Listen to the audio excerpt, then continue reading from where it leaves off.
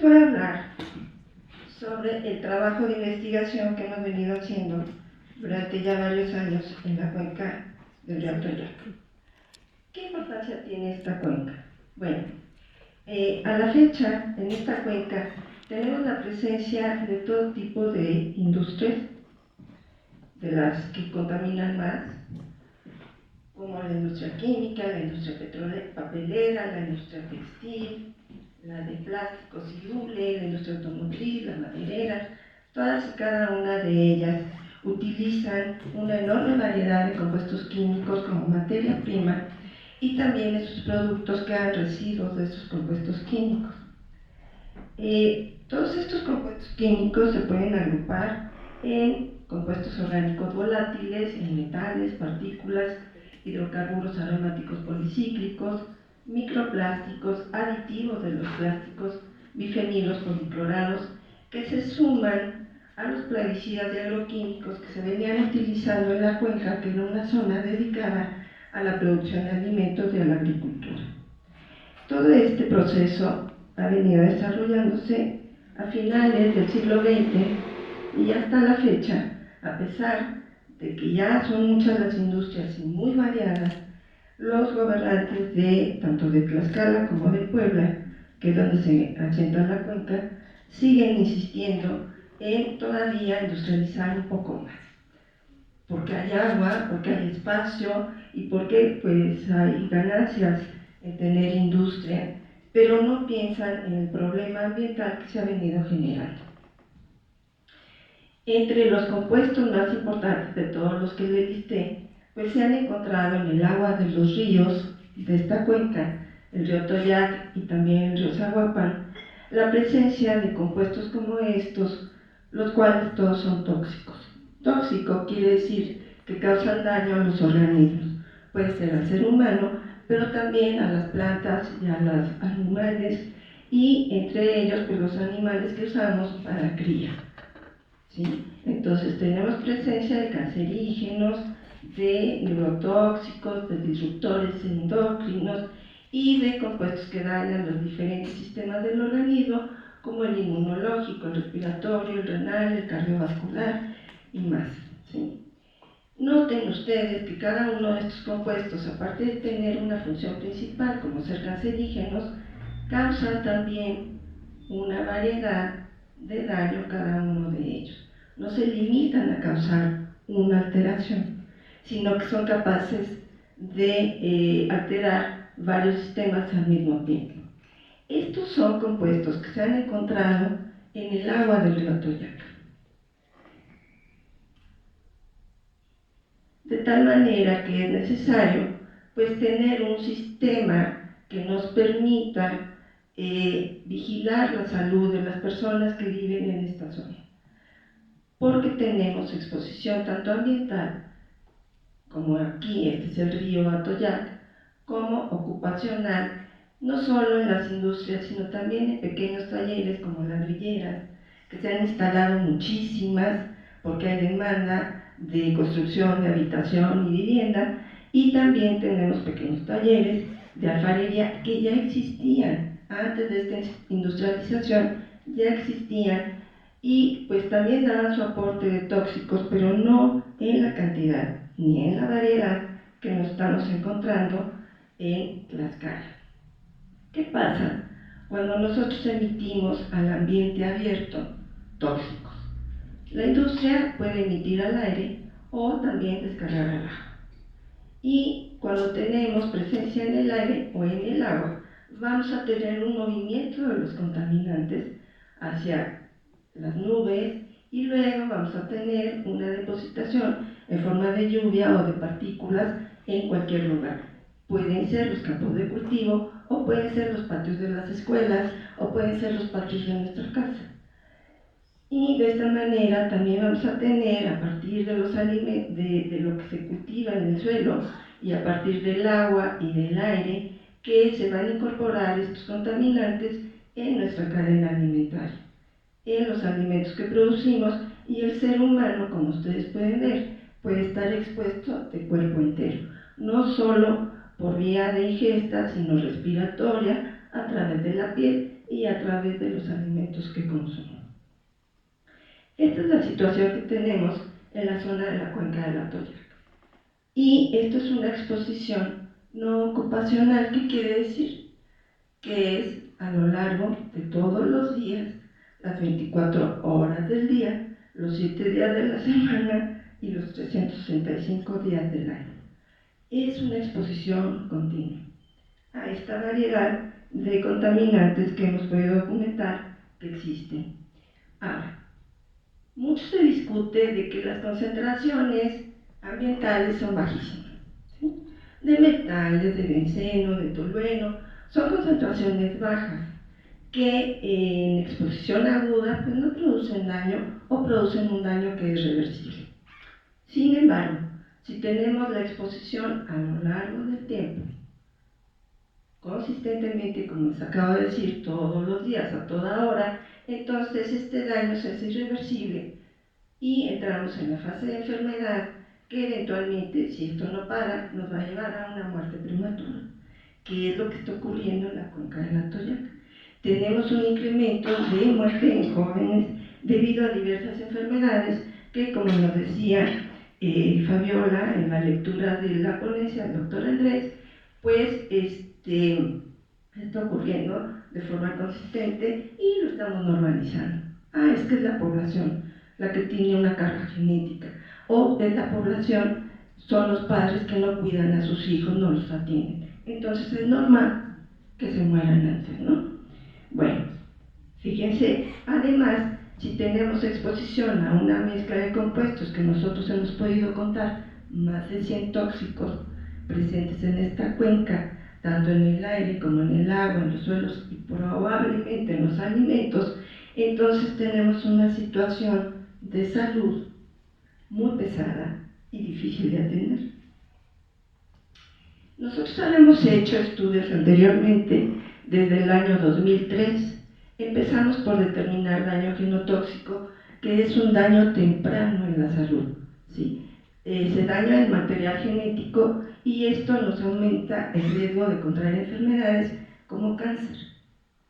Entonces, en el primer estudio encontramos una probabilidad de riesgo 3 veces mayor en las comunidades ribereñas y en aquella ocasión estudiamos adultos. 10 años más tarde hicimos un segundo estudio, en esta ocasión nos fuimos a estudiar niños de las escuelas primarias y encontramos otra vez que en las comunidades ribereñas la probabilidad de riesgo por genotoxicidad era 3 veces mayor. Al mismo tiempo encontramos que el estrés oxidante, que es otro daño inicial en el proceso de enfermedad crónica, en los niños de esas comunidades cercanas al río estaba 3 veces aumentado ese riesgo. Pero encontramos otra cosa que es muy preocupante. Determinamos polimorfismos metabólicos. ¿Qué quiere decir esto? Son enzimas que nos hacen susceptibles frente a la exposición a compuestos tóxicos. Y encontramos que en la población mexicana, esta enzima, este polimorfismo de esta enzima, tiene una frecuencia del 23%, que comparada con europeos es de 2 a 3% en europeos.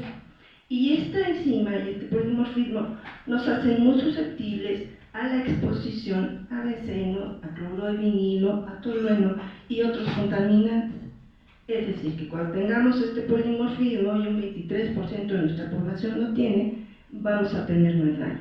Si a eso le sumamos que el daño oxidante que produce la exposición a estos compuestos no la podemos reparar, porque un 46% de nuestra población tiene este polimorfismo de reparación del DNA, pues entonces el daño se queda y esto nos hace muy susceptibles a desarrollar enfermedades como cáncer u otras que tengan relación con la oxidación, como la inflamación, como el daño renal, etc. Bueno, en esta ocasión y gracias al apoyo de CONACYT pudimos hacer un estudio que fuera más allá de determinar el daño temprano, porque el daño temprano que nosotros le mostrábamos a las autoridades de salud decían, qué interesante, pero no hicieron nada. Se lo mostramos tanto a los secretarios de salud de Tlaxcala como a los de Puebla y no hicieron nada, porque no entendieron de qué se trataba. Entonces dijimos, bueno, ahora vamos a estudiar parámetros clínicos que se utilizan en la clínica, y vamos a ver la exposición a algunos de los contaminantes que sabemos que están presentes. Y entonces estudiamos exposición a metales, a plaguicidas organoclorados, a bifenilos policlorados y a plaguicidas organofosforados.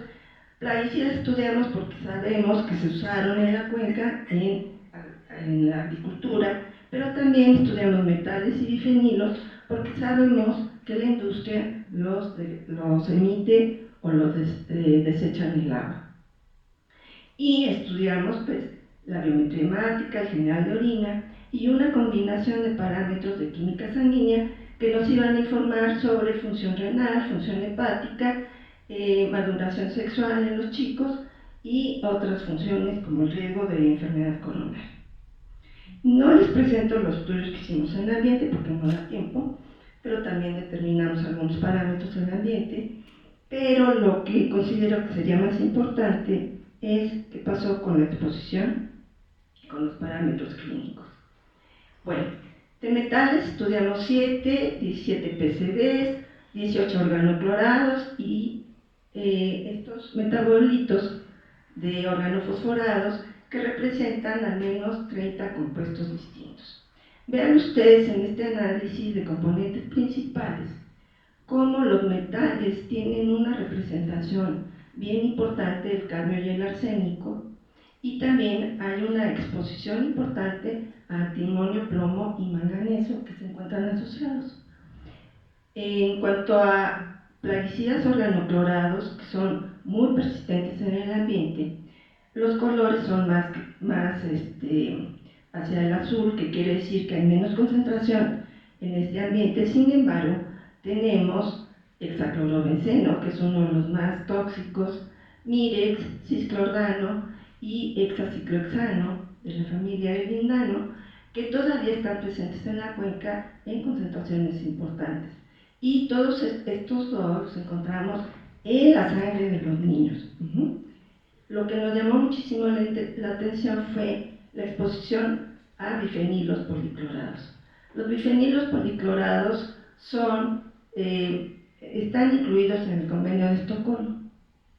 Quiere decir que en todo el mundo hay un compromiso de erradicar su uso. Sin embargo, vean ustedes, pues tenemos una exposición importante a estos bifenilos, que son los más rojos, aquí también, y pues estos compuestos nos preocupan. ¿Por qué? Porque su principal efecto en la salud es que son cancerígenos, pero también son disruptores endocrinos y neurotóxicos, como es el caso de los metabolitos de los plaguicidas organofosforados, de los que estamos encontrando una exposición importante. Todos estos compuestos, que ustedes les suman, son muchos, los encontramos en la sangre de adolescentes de las escuelas de la cuenca del Atoyac. ¿Sí? Entonces, esto pues nos está sonando alarmas por todos lados. Cuando ya analizamos cuál sería la necesidad de especialidades en la cuenca, pues estamos viendo que los niños necesitan, aparte de un pediatra, pues necesitan endocrinólogos, necesitan hematólogos, necesitan internistas, porque hay daño en hígado y en otros órganos. Nefrología, desde luego, ya es una de las más importantes, pero también hay que cuidar la nutrición. Sin embargo, tenemos una buena porción de niños que requieren una combinación de especialidades para atender los problemas que presentaron a partir de los estudios que les hicimos. Bueno, pues entonces, ya combinado con los resultados de exposición por un lado y los daños en los parámetros clínicos, podemos afirmar que en la región hay riesgo de enfermedad renal. ¿Por qué? Porque hay un alto índice de infecciones bacterianas en orina, hay exposición a plomo y a cadmio, que son dos de los metales que se sabe que dañan al riñón. Hay riesgo de daño hepático porque tenemos las enzimas hepáticas incrementadas en un buen porcentaje de los muchachos, pero también tenemos exposición a organoclorados cancerígenos y a bifenilos policlorados cancerígenos, que se ha documentado que dañan el funcionamiento hepático. Tenemos el riesgo de daño neurológico. ¿Por qué? porque el 74% de los muchachos presentan que su colinesterasa está a niveles muy bajos. La colinesterasa es una enzima importante en la transmisión nerviosa y tiene que ver con la capacidad cognitiva. Quiere decir que su capacidad para aprender está disminuida, lo cual pues es muy, ¿qué les diré? Impide un desarrollo pleno en estos niños. Y ellos tienen exposición a organofosforados, como ya les mostré, pero también a manganeso, plomo y PCBs, que también contribuyen al daño neurológico. Hay riesgo de daño endocrinológico, obesidad e inmadurez sexual. Y vean cómo en niños varones los niveles de estradiol, más del 50% tienen niveles que no deberían tener.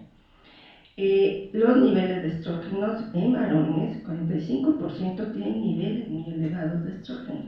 Son niños de 13 años que ya están en plena maduración sexual. Sin embargo, sus niveles de testosterona en varones, el 100% de los niños mostraron niveles bajos. Entonces vean ustedes cómo también la maduración sexual está viéndose afectada por esta exposición que están presentando los niños.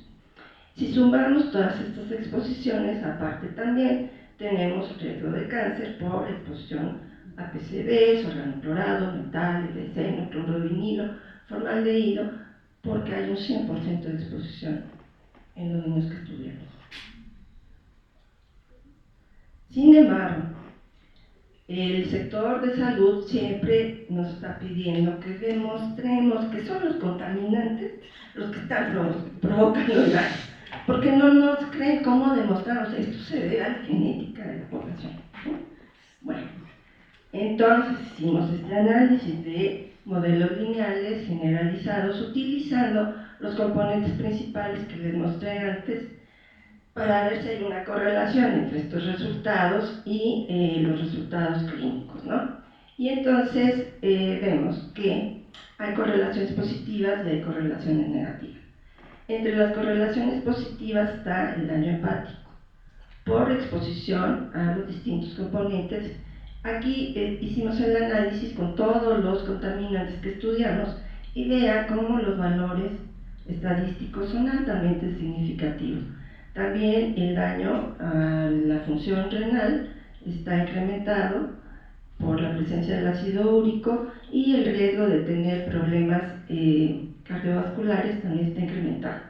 El colesterol malo está incrementado por la asociación con la exposición a los tóxicos que estudiamos. Por el contrario, en las correlaciones negativas vemos que el colesterol bueno va para abajo y es altísima la correlación. Y la colinesterasa, que ya les mencioné, pues también por la exposición a estos compuestos está yéndose para abajo. El índice de masa corporal también se ve afectado con la correlación positiva por la exposición a los componentes de los contaminantes. ¿Y cuál es el sexo más afectado? Si ustedes se fijan, en todo esto que se refiere a hígado, riñón y riñón, los niños son los más afectados. En lo que se refiere a peso, las más afectadas son las niñas, y en cuanto a colinesterasa, los niños varones son los más afectados. También encontramos diferencias entre las distintas comunidades que estudiamos, pero en general les quiero presentar que son pocas las diferencias y que la contaminación está distribuida por toda la cuenca, aún en las zonas que se consideran de conservación, donde todavía hay bosque y el río está aproximadamente limpio, estamos encontrando exposición.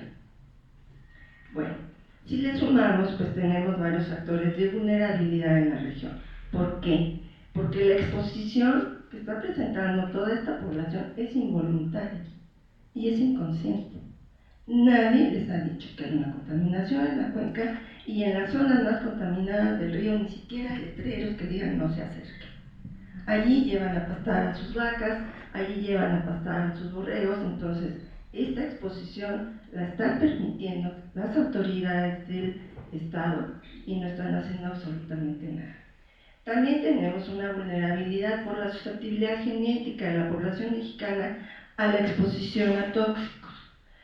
Yo les presenté dos polimorfismos, pero hemos determinado más y otra vez la población mexicana tiene una alta frecuencia de estos polimorfismos, por desconocimiento de la toxicidad de numerosos compuestos con los que tienen contacto en el trabajo y en sus hogares.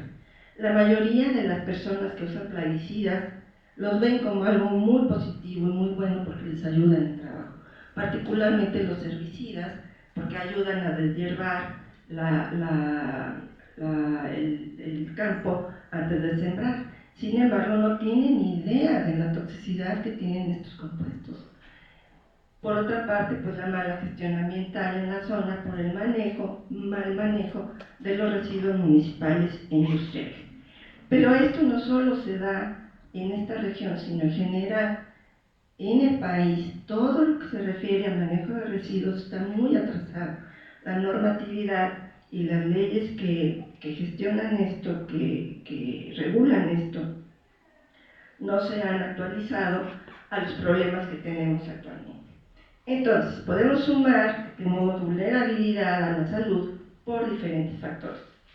Están los factores demográficos, geográficos, biológicos que ya les mencioné, y los que mencionó el doctor Andrés, sociopolíticos y socioeconómicos. Las decisiones se están tomando muy lejos de donde viven estas personas y son decisiones enfocadas a producir capital, no bienestar, no salud, no protección de derechos humanos. Tenemos la contaminación ambiental y todas las rutas de exposición que tienen que ver con calidad del aire, calidad del agua, calidad del suelo y seguridad y calidad alimentaria. Y pues por el otro lado tenemos la falta de respuesta de las autoridades de salud. Todo esto en su conjunto genera los riesgos a la salud. Uno de ellos es el cáncer, otros son las enfermedades endócrinas, pero también hay problemas cognitivos, psicosociales, pulmonares y cardíacos, y muy importantes, las malformaciones congénitas. Todo esto se ha visto incrementado en la cuenca. Y pues todo esto debería incidir en que los sistemas de salud se adaptaran. ¿Cómo deberían existir estos sistemas de salud? Bueno, lo que está en azul es todo lo que debe tener un buen sistema de salud. Financiamiento en primer lugar, liderazgo y gobernanza, personal capacitado, sistemas de información, prestación de servicios y productos y tecnologías para atender los problemas. Pero en zonas como la que estamos nosotros platicando, hace falta también tener una preparación para el caso de emergencias y su manejo, porque las industrias son un riesgo latente. Ha habido explosiones, ha habido fugas al ambiente, ha habido contaminación del río intensa y pues las medidas de seguridad son sacar a la gente de su casa en la madrugada y ya que medio limpiaron la vuelven a meter y ya se acabó el problema. Hay también necesidad de programas con información sobre los tóxicos y los contaminantes químicos y el manejo de los determinantes ambientales de la salud. ¿A qué nos referimos aquí? Al manejo de residuos, tanto municipales como industriales, no deben llegar al ambiente, pero no se hace nada en este sentido.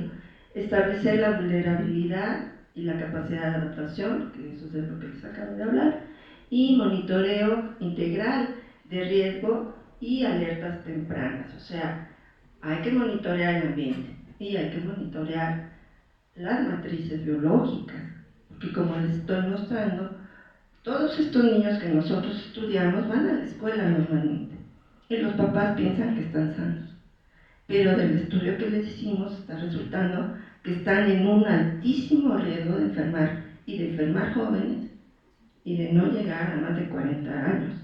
Y bueno, hay que estimular la investigación en salud y tóxicos. Y bueno, eso es todo, les agradezco mucho su atención. En estos estudios hemos participado, como decía la doctora Álvarez Bulla, diferentes organizaciones sociales, el Centro de Economía Social Julián Garcés, el Centro de Julián Garcés, la Coordinadora por una Toya con Vida, pero también diferentes organizaciones académicas como la Universidad Ibero de Puebla, la Autónoma de San Luis Potosí y dependencias de la universidad como biomédicas, la ENCIT, antropología, geofísica, todos con el apoyo de CONACYT. Les agradezco mucho.